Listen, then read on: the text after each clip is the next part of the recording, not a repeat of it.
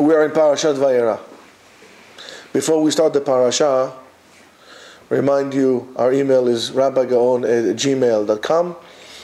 Donations you can make for the effort of the Yeshiva to feed those hungry souls at Yeshiva.Etzion.com. There's a PayPal account. And thank you to all these people. And a shout out to our supporters from Florida for a kind and nice donation that we got this week. We really appreciate it. Parashat Vayeira. Don't know where to start. This is like ridiculous, all these things. It's so much stuff. I will try to concentrate on the two major parts of the parasha with your permission, and to see if there's a connecting thread between the two of them.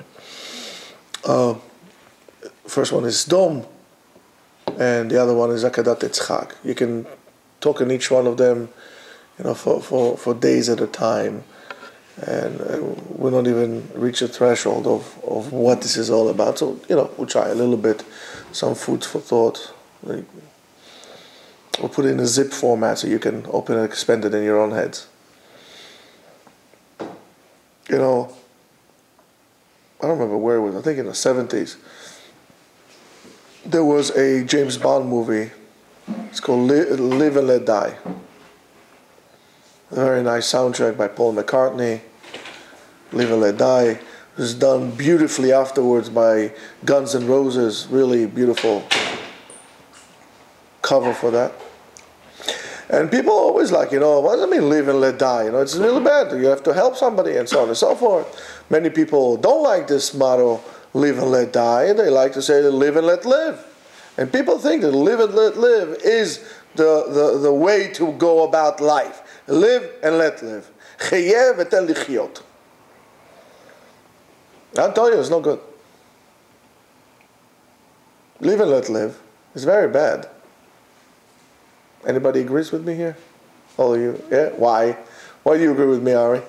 Because it ends up being, you never tell them, you don't correct them, just let them live their life. Whatever they want to do, let them do, and just leave me alone. That's right. So basically, I don't really care about you. Let me do my own thing. You do your own thing. I don't really care. It's terrific. But why? What has to do with this week's parasha? Very simple. We're talking about Sdom. Sdom had many unpleasant practices in which inherit its name until today. Right? Look in dictionaries. Sdom was among other things. Sdom was like an early example of Sex in the City, kind of a thing. It was the place to be, by the way. It was in the middle of the desert, it had richness. It was green. There was wonderful wealth there. They were living their life. They were living their life. It was a green place. It was beautiful. Water. Good weather. Almost like Las Vegas, Dry, water, greens. So what was so bad about Sdom? What was so bad about Sdom? What's so bad about Sdom could be found in Masechet Avot. In Masechet Avot, we say, he who says, Sheli, Sheli, Veshelcha, Shelcha, mine is mine, and yours is yours, Harei Zdo Midat Sdom. It's not a nice thing to have. That's the quality that had in Sdom. Mine is mine, yours is yours. We're not sharing anything. It's a horrible place to be in. Then you might say, well, what's the matter? Mine is mine, what his is his. It's a wonderful thing. Bal Tachmod. No. It's not a matter of Bal Tachmod. It's because not caring. All those bad things that happened in Sdom happened because they didn't care. But when you don't care, you don't care. You don't care about what will happen to him, and you don't care what he will say about you. You just don't care about anything. You do whatever you want. And that was so bad that did not allow any kind of caring. I have horrible allergies today. They did not allow any act of caring. The Midrash tells us that there was a hungry man, there a poor man, a homeless guy laying in the street, came a young girl, and she hid some bread in a vessel. She gave it to him, and they found that she did it, and they punished her for that. But they punish her in a very nice way. They punish her with honey. They can tell you, what's the punishment? You're right. They cover her body with honey until the ants and the bees killed her. Oh, we're not going to do it. They did it. It sounds many times similar to what we had created in our society. And we said it many times, that the mistake that Lot had made, and the difference between Lot and Abraham, that Lot went to the city, Abraham went out of the city. A city is a place where the herds control, where the herds roam, herds of human, not herds of buffalo or whatever there is out there, tatanka. We're not talking about that. And city usually is a place that corrupts people, because we have the tendency to close ourselves within, in our houses, in our apartments. Go to any neighborhood at night. We live here in New York. It's pretty cool. You go to Manhattan, 10 o'clock at night. Oh, big party. The party just begun. In Manhattan, when the sun rises, they might tell you, yes, the sun rises, but the night is still young. The party is never going on there. So go a little bit to Long Island. Go out to any suburbia. 9 o'clock, you don't see a dog in the street. No one. Because we don't care. If you would live in a desert, you would want the company of the people. Here, we are lonely, and yet we don't want anybody near us. We are lonely. Believe me, most of the people in this world are lonely. And yet they reject with two hands anybody who would try to come close to them. With two hands. It's a horrible quality to have. Because of that, you slowly distort your mind. Let's say, for example, you weren't able, luck or whatever it is, you weren't able to get married.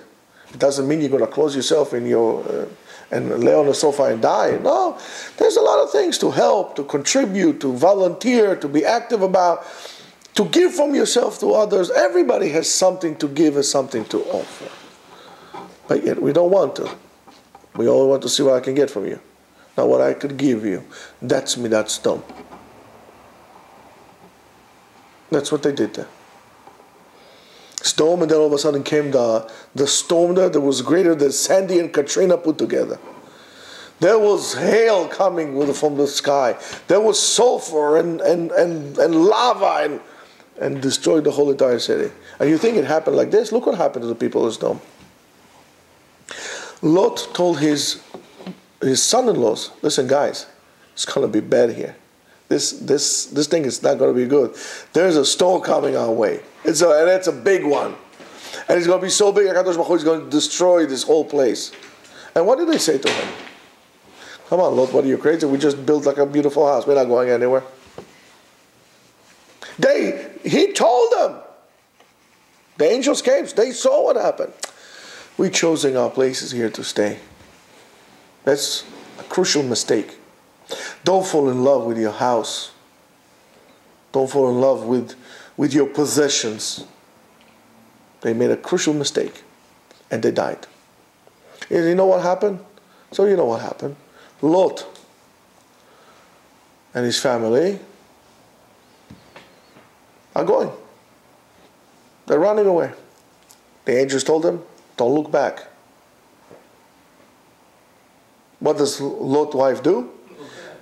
She decided to contribute to the tourism of the Middle East, and she looked back, and then she came forever and ever a tourist attraction of the pillar of salt, and that's it. Now she's there, everybody's there, take a picture, there's a pillar there, the pillar of stone. She became a tourist attraction.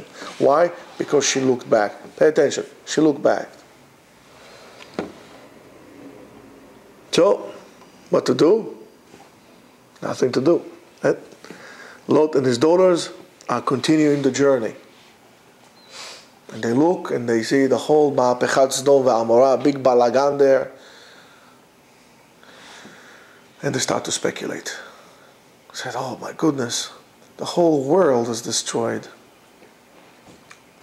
Why? What's going to be? What's going to be? So let's try to save the world. Let's sleep with Pops and we'll save the words. Came out of there, one of them, two of the most defective nations in the world, Ammon and Moab.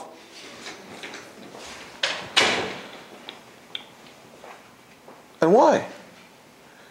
Because they wanted to sleep with Daddy? Because, no. What happens? It's something very simple. Out of the speculations of what will happen in the future, they did something horrendous. They slept with the father. They gave him wine. They made him drunk. And they not only slept with him once, they slept with him twice. Out of worrying about what will happen in the future. So let's pause 1 second. Let's see what we learn from this. We all make mistakes. We indulge in the past. We always look back in the past. And we speculate about the future, about what will happen and what will not happen. And meanwhile, we neglect where we are standing now. Let's assess the situation. Let's see where we are. We might be in a cloud of the unknown, as they used to say.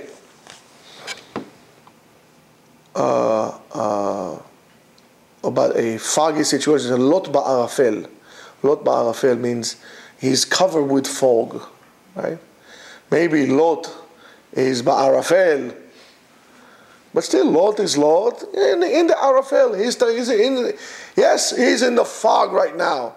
But so if you don't know where you're going, just sit down, the fog will go away and you'll see where to go. Don't start to speculate and start doing, because you're going to get lost and you're going to hurt yourself. You know what's going to happen. And that's what happened to all of us. The unknown of the future causes us to speculate in a very bizarre way, to the point that we destroy any chance for hope that will come into the future. Rabotai, if you don't know what I'm talking about, just give yourself a minute and think about all the things that you had looked in the past, worrying about what will happen or what happened, or obsessed. If I would have done this, this could have happened, and I would have done this, and this would have happened, and that would have happened, and that would happen, and that would happen.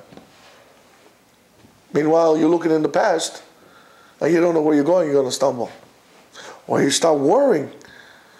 You know, if I will take you and put you in a dark place until you walk, everything that will come into contact with you, wow, you get scared because you don't know where you're going, and you panic and you're going to run and you're going to hurt yourself. I'll tell you, hold on 1 second, let me turn the light on. You say, oh, it's not so bad. Well, I was so afraid. And that's the unknown of the future. We are so petrified from the unknown that we make crazy decisions. Crazy decisions.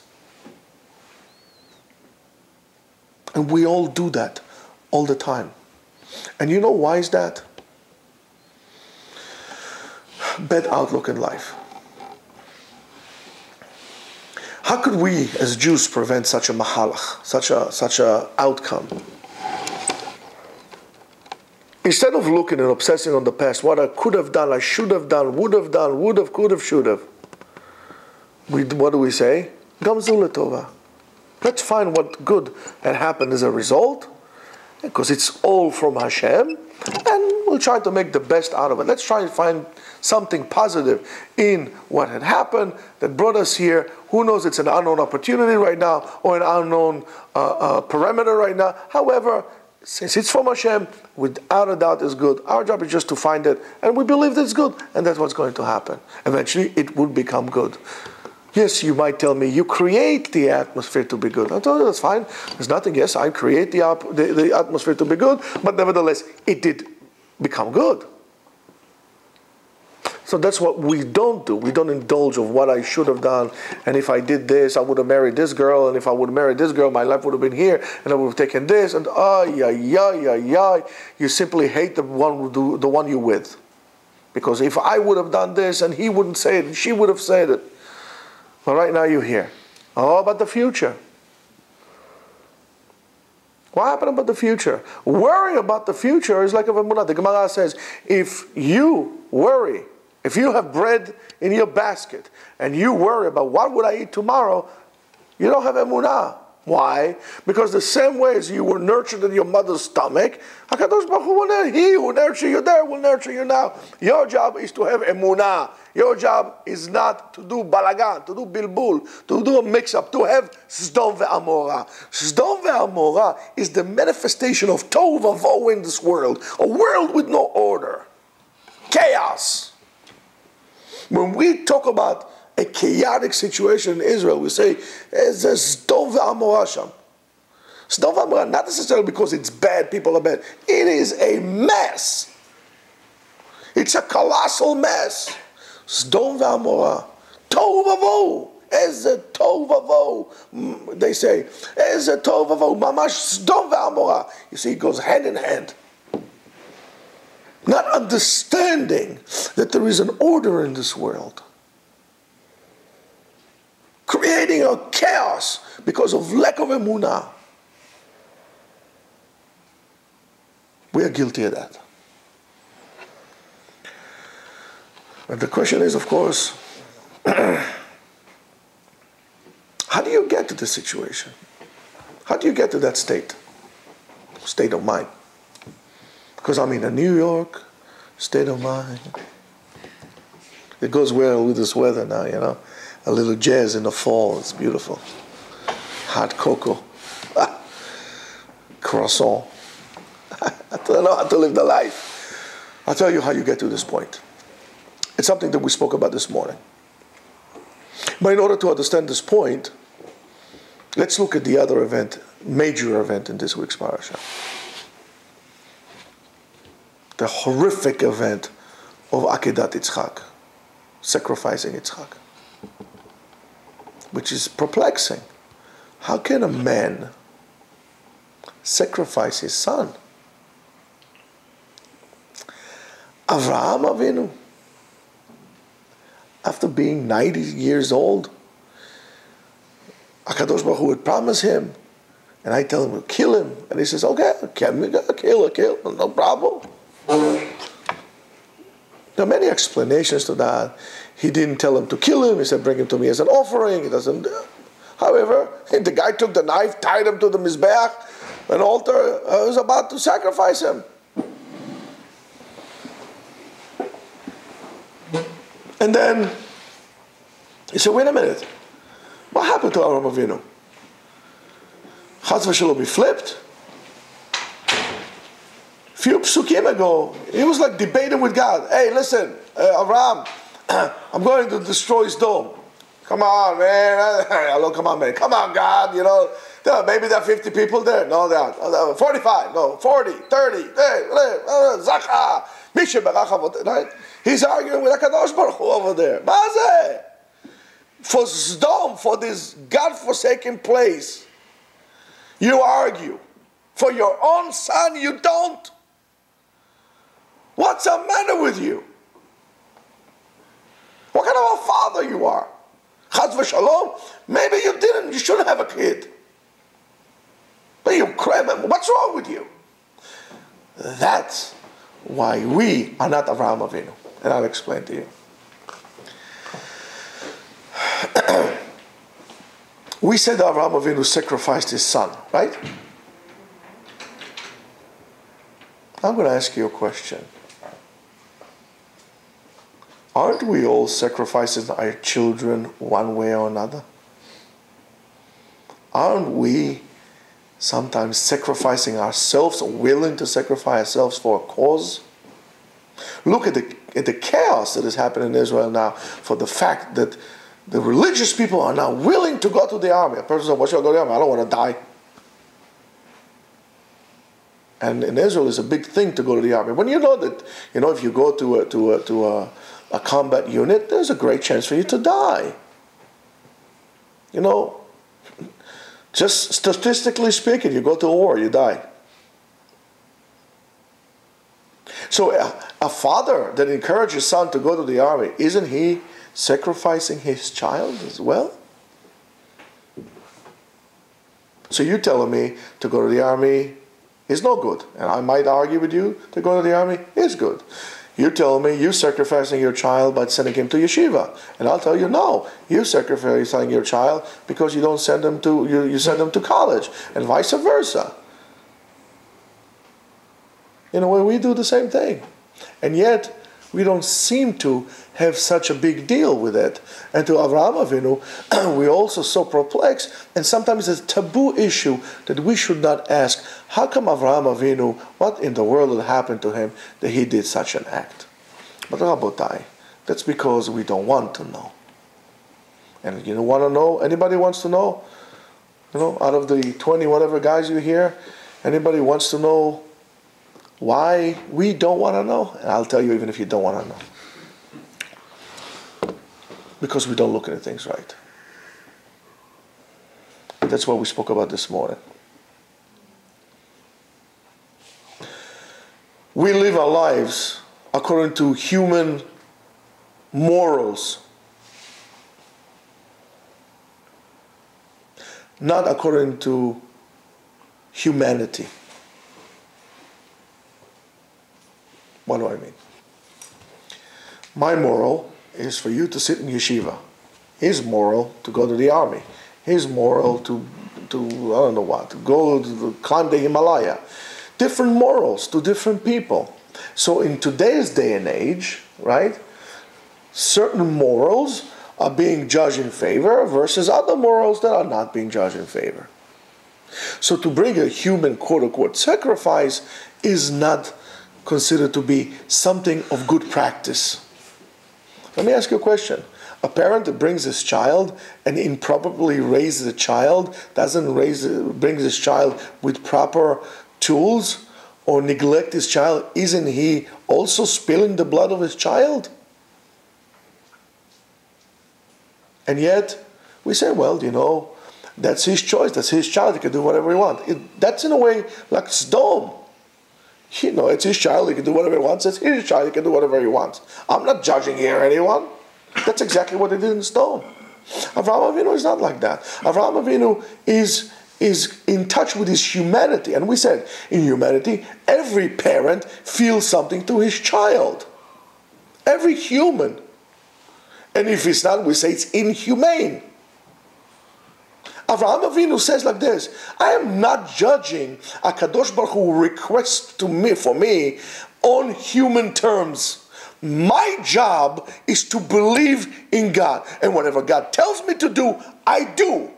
When Avraham Avinu did what he did with Yitzchak, he in a way fixed what Adam HaRishon did when he ate from the apple. HaKadosh Baruch Hu told him, don't eat. What did he do? He ate. He didn't tell him to bring his son. He told him, just don't eat. He ate. Avraham Avinu did this be'emunah. So you might say, well, you know, he did it out of fear. You know, he knew how strong and powerful and mighty God is. He didn't want to mess around with him. He really had no intention to do that. And I'll tell you, you're wrong. Why? I'll tell you why you're wrong. Because of the following. He brings his son, comes a malach, and said, don't do it. Does he get any reward for that? Does he get any reward for that? Does he get a bracha? Does he get like, you know, Chazaku Baruch, Mishe Berach Avotenu? Nothing. All of a sudden, he sees an ayil, he sees a ram wrapped in the bush. He takes it and brings it and shechs it. Then what happens? Then he gets a bracha. Why does he get a bracha on the second act, not on the first act? You tell me what? Something is wrong here with the picture. He gets a bracha for bringing a ram. For his son, he gets nothing. But the act of the ram, shechting the ram, was a sign of how enthusiastic Avraham and sincere he was. Because you told me to bring a korban. I want to bring a korban. Well, you told me, I know it's my son, my beloved, my one and only. But you told me to bring it. So in a way, when you told me not to bring Yitzchak as an offering, I have a void inside of me. I need to bring a korban. So when he took the ram, he didn't ask twice, he shechted it. That act was the act of emunah. Avraham Avinu was the first person on earth that believed in God. There were other people before him that heard God, that spoke to God. But he's the first one to believe in God. That's why us, as children of Avraham Avinu, emunah must be an integral part of our life. The catalyst of our actions, of our life, is emunah, belief in God. And that's a big difference. That's the difference between Avraham and the people of Lot, of people of Sodom. Lot and everybody else in that town. It's a major difference between the two. And every single day we have the chance and the option to be like Avraham Avinu, to act with emunah, or chas v'shalom, to be involved in a mindset that is a Lot or Sodom, Sodomite mindset. And this is a choice that we have to make every single day. And it's a desire that needs to be boiling in our blood, that eagerness to get up and to do a mitzvah. I'm doing it because I want to. I am so lucky. I want to. And there will be no difference between me, marrying a wife and having kids. Thank you. בגרון ניחר. מים במשורה תשתה. ברוך אתה ה' מלך העולם שהכל נהיה בדברו.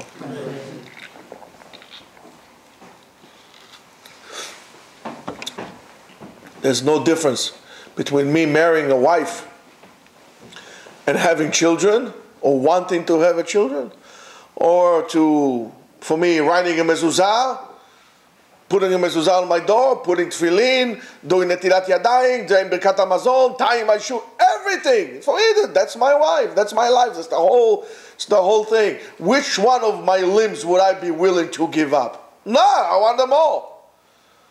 Why should I not be willing to have all my mitzvot connected with me every single day? If chas v'shalom a person has a pain or some kind of a problem with any of his limbs, won't he immediately go to the doctor and see what's going on with it? He would not neglect it. If you see that you have a little problem with one of your spiritual limbs, why won't you run to the doctor and take care of it immediately? And of course, you go to the doctor will tell you, listen, you have to do this, you have to do that, the following, take antibiotics, do push-ups, whatever you want. You'll say, oh, thank you so much, doctor. You want to argue with him. No. Afshal, maybe instead of antibiotics, maybe we should do some electric. No, you don't say the doctor say. Why when you come to the rabbi, you argue? But rabbi, it's like kasher. You don't go to the doctor and say, the doctor gives you a pill this big, it's good for horses, right? You don't say to the doctor, listen, doctor, I'll do the best I can. That's all I can do. You're going to do everything. Doctor, how much should I take? You take me 50. Can I get some refills just in case? Think about it. Today we were talking about the concept of birth. When an embryo, when the husband's zera, the sperm, fertilize the egg, that's the beginning of the human body. It takes a process of birth, of developing in the womb. Immediately upon that time, we get that little chip that's called the neshama, gets the whole thing going, pumping, and so on and so forth. We go to 9 months, we give birth, and so on and so forth. And baby is born. Born means he's alive. And the whole process of being alive means until the neshama will go and he will die. But we don't look at it this way. We look at it different. Look at it this way. The whole entire time that you were in your mother's stomach, the body was shaped and formed, giving it all its proper nutrients and ideal conditions for the body to come up at full term with everything together, terrific, so you can have a good start in life. From that point on, it's on cruise control, more or less. You grow, you get fat, it's all cruise control. But I'm going to tell you the following. When you are in this world, you are actually now pregnanting your soul. Your soul is being developed. So the process of dying and going out from this world to the other world is the same as your body came out from your mother's womb to the outside. As much as if you were in your mother's stomach and somebody would tell you, hey, listen, fool, there's a better world out there. You know, there's lights, there's this, there's that. You say, shut up. What are you talking about? I'm fine here. I'm swimming in my mother, swimming it around. I have, tubes all over the place. What are you talking about? This is the world. There's nothing else, right?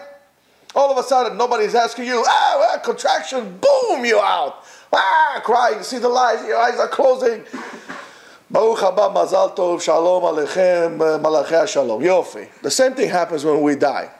The same thing. The birth of the soul is when the body dies.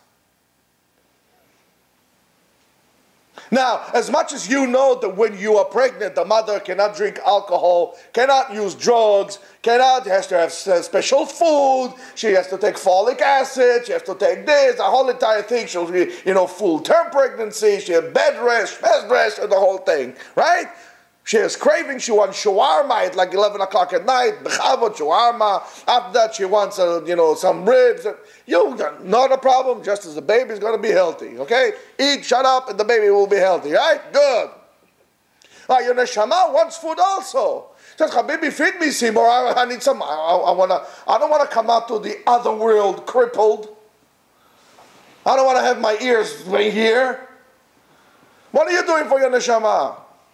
Where's your emunah? Why, you don't believe that there's another world?